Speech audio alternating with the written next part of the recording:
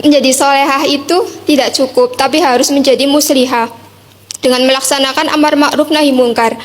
Apalagi kita hidup di zaman fitnah seperti sekarang. Banyak sekali dosa-dosa besar yang sudah dinormalisasi atau sudah dianggap biasa oleh orang-orang. Bagaimana ya Ustadz cara untuk berdakwah sebagai pemula gitu? Karena kan rasanya resah gitu. Dimana saya sendiri bukan dari pesantren, tapi ya saya belajar dari seorang guru gitu. Ya, Mbak Ana ini calon ustazah kayaknya ya. Amin ya.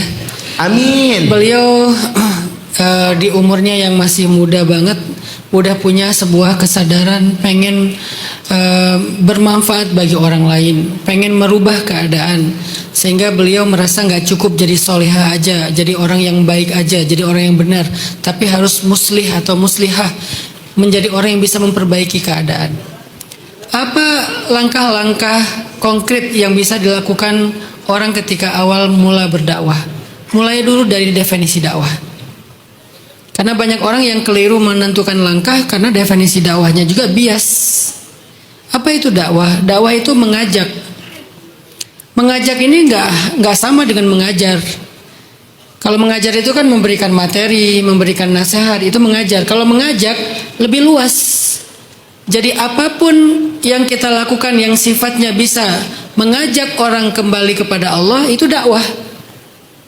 Sehingga saya lebih suka menerjemahkan dakwah itu adalah bagaimana mempengaruhi orang lain, how to influence people.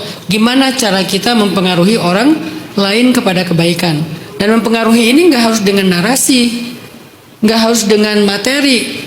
Kadang-kadang kita mempengaruhi orang lain hanya dengan memberikan inspirasi. Kita duluan yang melakukan sesuatu kebaikan, lalu kebaikan itu bisa menjadi inspirasi bagi orang-orang yang terdekat dengan kita.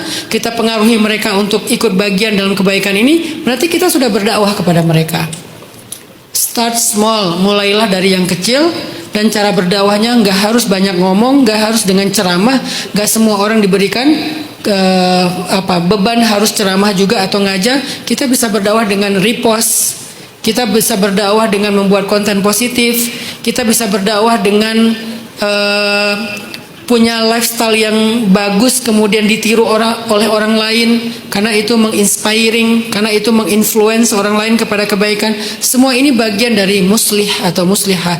Semua ini bagian dari cara kita memperbaiki keadaan. Start small, jangan terlalu perfeksionis harus gede. Satu negara, satu kabupaten. Start dari orang-orang terdekat kita dulu aja. Bisa nggak kita pengaruhi mereka?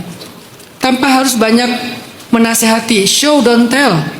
Tunjukin aja. Gak harus kita semuanya diomongin. Ada kalanya kita bicara, ada kalanya kita hanya menunjukkan saja. Bukan, mudah-mudahan dengan kayak gitu Ana udah bisa menjadi seorang influencer yang membuat pengaruh kepada orang lain.